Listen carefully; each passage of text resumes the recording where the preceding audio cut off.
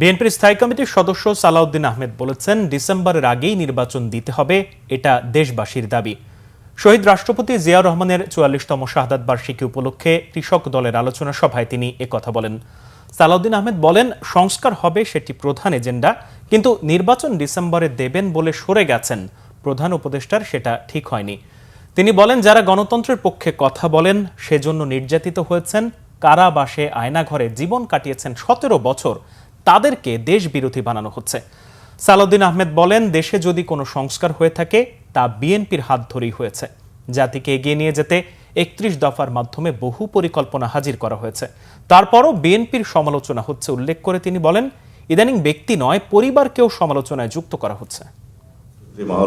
কারণ তারা চায় না কোনো নির্বাচন, তারা চায় না বাংলাদেশের গণতান্ত্রিক সত্ত্ববৃত্তি, তারা চায় এই দেশ সবসময় বিদেশ নির্ভর থাকুক। তারা আমাদেরকে দেশদ্রোহী এবং অন্যান্য দেশের এজেন্ট বানাতে তৎপর হয়ে উঠেছে। নির্বাচন বাংলাদেশের মানুষকে এই ডিসেম্বরের মধ্যে দিবেন বলে যে আপনি আশ্বস্ত করেছিলেন আমাদের সামনে, পরবর্তীতে আপনি সরে গেলেন, সেটা ঠিক করেন নাই।